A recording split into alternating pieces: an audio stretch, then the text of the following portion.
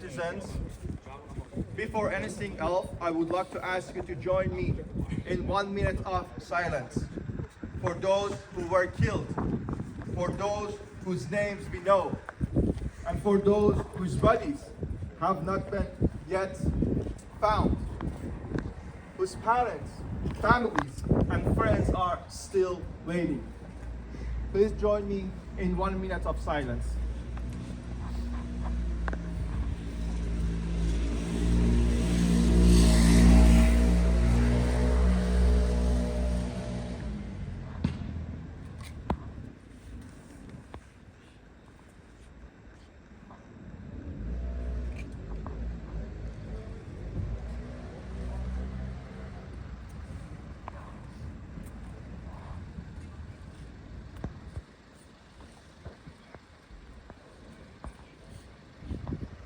Thank you. Weg, weg, weg! Mullahs moeten weg! Mullahs moeten weg! Weg, weg, weg! Mullahs moeten weg! We are standing today in front of the Islamic Republic Embassy, not only as Iranians, but as residents and citizens of the Netherlands. Our message is simple. What's happening in Iran is not only a human rights crisis, it is a direct security threat to Europe and to the Netherlands, our Netherlands. This is not rhetoric, this is not exaggeration, this is pure evidence. When a regime kills its civilians at mass, with credible reports documenting death tolls up to 30,000 people only a few days, this is not law enforcement. This is mass atrocity. This is mass killing. Under international law, sovereignty is not unconditional. It is based on responsibility. A state is expected to protect its population, not to massacre it, not to disappear bodies, not to terrorize families into silence.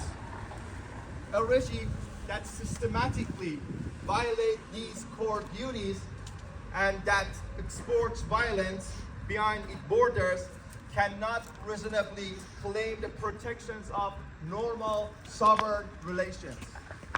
Critical infrastructure. That was not surprising to us. It was a confirmation of what we warned about. Today, the same regime continues to develop and test longer-range ballistic missiles and has publicly claimed to test systems with intercontinental range.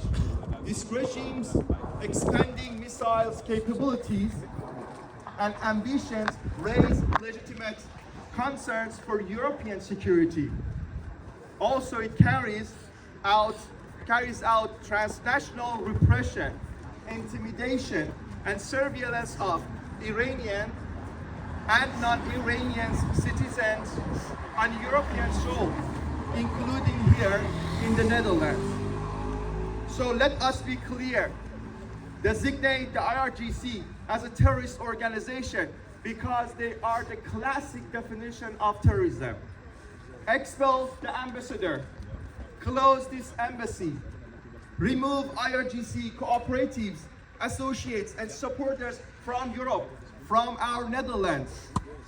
Invite and engage with the widely recognized leader of this uprising, Prince Reza Pahlavi, to discuss his proposed transitional plan. These are not symbolic gestures. These are basic security measures. And when our government say our hands are tied, we must say it clearly. The problem is not the law. The problem is political will. Inaction is a choice. And this choice has consequences also for Dutch citizens, for the European citizens.